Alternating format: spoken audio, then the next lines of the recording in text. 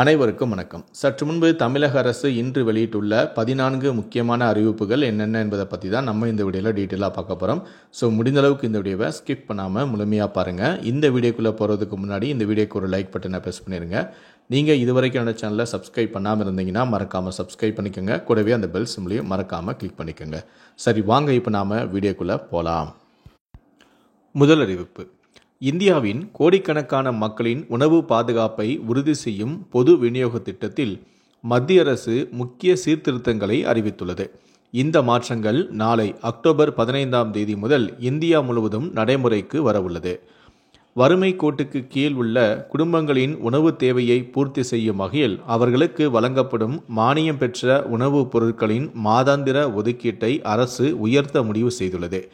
இனி அரிசி, கோதுமை மற்றும் பருப்பு வகைகள் கூடுதல் அளவில் விநியோகிக்கப்படும் எனவும் தெரிவிக்கப்பட்டுள்ளது. இரண்டாவது அறிவிப்பு: தமிழ்நாடு மாநில கல்விக் கொள்கையை செயல்படுத்தும் விதமாக நடப்பு கல்வியாண்டு முதல் 2025-26 11ஆம் வகுப்பு பொதுத் தேர்வை ரத்து செய்து தமிழ்நாடு அரசு அரசாணையை வெளியிட்டுள்ளது. 2017-18 கல்வி ஆண்டிற்கு முன்னர் இருந்த நடைமுறையை பின்பற்றும் எனவும் ஒருங்கிணைந்த மதிப்பெண் சான்றிதழ் அல்லாமல் 12ஆம் வகுப்பு மதிப்பெண் சான்றிதழ் மட்டுமே வழங்கப்படும் எனவும் கூறியுள்ளது. மூன்றாவது அறிவிப்பு: இன்று அக்டோபர் 14 முதல் 4 நாட்கள் சட்டப்பேரவை கூட்டத்தொடர் நடைபெறும் என சபாநாயகரான அப்பாவு அறிவித்துள்ளார். மறைந்த முன்னாள் IAS அதிகாரியான பீலா வெங்கடேஷ், ஜார்க்கண்ட் முதல்வராக இருந்த ரோஷன் உள்ளிட்டோருக்கு இரங்கல் குறிப்பு வாசிக்கப்படும் எனவும், மேலும் மறைந்த MLA-ஆன அமுல் கந்தசாமிக்கும் இரங்கல் தீர்மானம் நிறைவேற்றப்படும் எனவும், கரூர் கூட்ட நெரிசலில் இறந்தோருக்கு அஞ்சலி செலுத்தப்படும் எனவும், அக்டோபர் 15 கூடுதல் மானிய கோரிக்கை முன்வைக்கப்படும் எனவும், அதனைத் தொடர்ந்து மானிய கோரிக்கைகள் மீதான விவாதம் நடைபெறும் எனவும், அக்டோபர் 17 விவாதத்திற்கு பதிலுரை அளிக்கப்படும் எனவும் தெரிவித்துள்ளார். நான்காவது அறிவிப்பு: தீபாவளி பண்டிகையொட்டி 20,378 சிறப்பு பேருந்துகள் இயக்கப்படுகின்றன என அமைச்சரான சிவசங்கர் தெரிவித்துள்ளார். வரும் 16 முதல் 19 வரை 4 நாட்களுக்கு சிறப்பு பேருந்துகள் இயக்கப்பட உள்ளன. தீபாவளி முடிந்து ஊர் திரும்ப ஏதுவாக 3 நாட்கள் 15,129 சிறப்பு பேருந்துகள் இயக்கப்படவும் உள்ளன.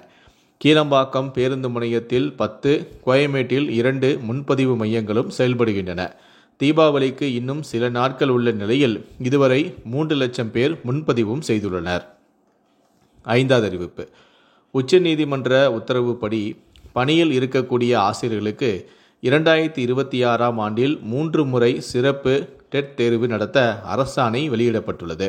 சிறப்பு டெட் தேர்வு நடத்த தேவையான நடவடிக்கைகளை மேற்கொள்ள ஆசிரியர் தேர்வு வாரியத்திற்கு பள்ளிக்கல்வித்துறை அனுமதியும் வழங்கியுள்ளது. 2026ஆம் ஆண்டு ஜனவரி, ஜூலை, டிசம்பரில் சிறப்பு டெட் தேர்வு நடத்த தேவையான நடவடிக்கைகளை மேற்கொள்ள உத்தரவிடப்பட்டுள்ளது. 2026இல் நடைபெறும் சிறப்பு டெட் தேர்வு முடிவுகளின் ஆய்வுக்கு பின் 2027ஆம் ஆண்டில் அதன் தேவைக்கு ஏற்ப டெட் தேர்வு நடத்த அனுமதி வழங்கப்பட்டுள்ளது எனவும் கூறியுள்ளது. ஆறாவது அறிவிப்பு: சென்னை வானிலை ஆய்வு மையம் வெளியிட்டுள்ள அறிவிப்பில் தெற்கு கடலோர ஆந்திரா மற்றும் அதனை ஒட்டிய பகுதிகளின் மேல் ஒரு வளிமண்டல கிழக்கு சுழற்சி நிலவுகிறது. தென்கிழக்கு அரபிக்கடல் மற்றும் அதனை ஒட்டிய வடக்கு கேரளா கடலோர பகுதிகளுக்கு மேல் ஒரு வளிமண்டல கிழக்கு சுழற்சி நிலவுகிறது. இதன் காரணமாக இன்று அக்டோபர் 14 தமிழகத்தில் ஒரு சில இடங்களிலும், புதுச்சேரி மற்றும் காரைக்கால் பகுதிகளிலும் இடியுடன் கூடிய லேசான முதல் மிதமான மழை பெய்யக்கூடும். கோயம்புத்தூர் மாவட்டத்தின் மலைப்பகுதிகள், நீலகிரி, தேனி மற்றும் தென்காசி மாவட்டங்களில் ஓரிரு இடங்களில் கனமழை பெய்ய வாய்ப்புள்ளது.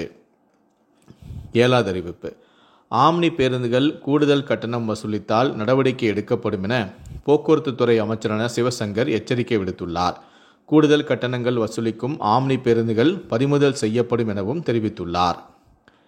எட்டாவது அறிவிப்பு: வேளாண் விளை பொருட்களுக்கான 100 மதிப்பு கூட்டு மையங்கள் அமைத்திட விண்ணப்பங்கள் வரவேற்கப்படுவதாக வேளாண் துறை அமைச்சரான MRK பன்னீர்செல்வம் அழைப்பு விடுத்துள்ளார்.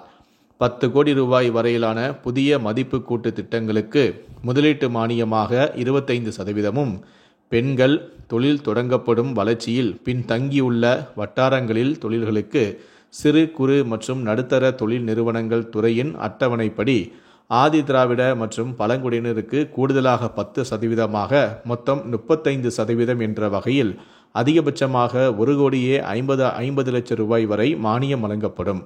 இதை தவிர அனைத்து பிரிவினருக்கும் 5% வட்டி மானியம் 5 ஆண்டுகளுக்கு வழங்கப்படும் எனவும் கூறியுள்ளார். 9வது அறிவிப்பு. உயர்கல்வி வழிகாட்டி பயிற்சியில் சிறப்பு கவனம் செலுத்த வேண்டிய மாணவர்களின் தகவல்களை அக்டோபர் 20 பதிவு செய்ய வேண்டுமென பள்ளிக் கல்வித்துறை உத்தரவிட்டுள்ளது. மாவட்டங்களில் ஆசிரியர்கள் பதிவிடும் தகவலின்படி மட்டுமே இனிவரும் நாட்களில் சிறப்பு கவனம் செலுத்த வேண்டிய மாணவர்களின் உயர்கல்வி சார்ந்த வழிகாட்டுதல்கள் மற்றும் உயர்கல்வி சேர்க்கையை உறுதி செய்ய நடவடிக்கை எடுக்கப்படும் எனவும், எனவே வகுப்பாசிரியர்கள் தங்கள் மாணவர்களின் விவரங்களை எமிஸ் தளத்தில் முழுமையாக பதிவு செய்வதை தலைமை ஆசிரியர் உறுதி செய்ய வேண்டும் எனவும் தெரிவிக்கப்பட்டுள்ளது. 10வது அறிவிப்பு. கூட்டுறவுத்துறையின் கீழ் இயங்கும் ரேஷன் கடைகளுக்கு 2025-26 நிதி ஆண்டிற்கான மானிய முன்பணமாக 300 கோடி ரூபாய் ஒதுக்கீடு செய்து தமிழ்நாடு அரசு உத்தரவிட்டுள்ளது. கூட்டுறவுத்துறையின் கீழ் செயல்படும் 33,000 ரேஷன் கடைகளை கூட்டுறவு சங்கங்கள் நடத்தி வருகின்றன. ரேஷன் கடை வாடகை, மின் கட்டணம், ஊழியர்களுக்கு சம்பளம் உள்ளிட்ட செலவுகளுக்கு அரசு மானியம் வழங்குகிறது. 11வது அறிவிப்பு. தமிழ்நாடு மின்சார ஒழுங்குமுறை ஆணையத்தில் காலியாக உள்ள மின் குறை தீர்ப்பாளர் பதவிக்கு விண்ணப்பிக்க கால அவகாசம் அக்டோபர் 27 வரை நீடிக்கப்பட்டுள்ளது. மேலும் விவரங்கள் அறிய மின்சார ஒழுங்குமுறை ஆணையத்தின் tnerc.tn.government.in என்ற இணையதளத்தில் தெரிந்து கொள்ளலாம் என்றும் தெரிவிக்கப்பட்டுள்ளது. 12வது அறிவிப்பு. நடப்பாண்டுக்கான 2ஆம் கட்ட யுஜிசி நெட் தேர்வு டிசம்பர் மாதம் நடத்தப்பட உள்ளது. தேர்வு தேதி விவரங்கள் பின்னர் வெளியிடப்படவும் உள்ளது. இதற்கான இணையதள விண்ணப்ப பதிவு தற்போது தொடங்கப்பட்டுள்ளது. இதையடுத்து விருப்பமுள்ள பட்டதாரிகள் இந்த இணையதளம் வழியாக நவம்பர் 7 விண்ணப்பிக்க வேண்டும். தொடர்ந்து விண்ணப்பங்களில் நவம்பர் 10 முதல் 12 வரை திருத்தங்களையும் செய்யலாம். பாடத்திட்டம், தேர்வுக்கான விண்ணப்ப கட்டணம் உட்பட கூடுதலான தகவல்களை nta.ac.in எனும் இணையதளத்திலும், ஏதேனும் சந்தேகங்களும் இருப்பின் 011-6922-7700 ஆகிய எண்களில் தொடர்பு கொள்ளலாம். 13வது அறிவிப்பு. குரூப் 5A பணிகளில் காலியாக உள்ள 32 பணியிடங்களை நிரப்புவதற்கான அறிவிப்பை TNPSC வெளியிட்டுள்ளது. தலைமைச் செயலகம் உதவி பிரிவு அலுவலர் 22 இடங்கள், நிதித்துறையில் உதவி பிரிவு அலுவலர் 3 இடம், தலைமைச் செயலகம் உதவியாளர் 5 இடங்கள், நிதித்துறை உதவியாளர் 2 இடங்கள் என மொத்தம் 32 காலி பணியிடங்களை நிரப்புவதற்கான அறிவிப்பை வெளியிட்டது. தேர்வர்கள் நவம்பர் 5 வரை தேர்வாணைய இணையதளத்தின் மூலம் விண்ணப்பிக்கலாம் எனவும், எழுத்துத் தேர்வு டிசம்பர் 21 நடத்தப்படும் எனவும் கூறப்பட்டுள்ளது. கடைசியாக 14வது அறிவிப்பு. கலைஞர் மகளிர் உரிமை தொகைக்கு விண்ணப்பித்த மனுக்களை ஆய்வு செய்ய கண்காணிப்பாளர்கள் நியமனம் செய்யப்பட்டும் உள்ளனர். உங்களுடன் ஸ்டாலின் முகாமில் மகளிர் உரிமை தொகைக்கு விண்ணப்பித்த மனுக்களை ஆய்வு செய்ய குழு அமைக்கப்பட்டும் உள்ளது. இன்னும் 2 மாதங்களில் புதிதாக விண்ணப்பித்தவர்களுக்கு மகளிர் தொகை திட்டத்தின் கீழ் உதவித்தொகை வழங்க முதலமைச்சர் நடவடிக்கை எடுப்பார் எனவும் துணை முதலமைச்சரான உதயநிதி ஸ்டாலின் தெரிவித்திருக்கிறார்.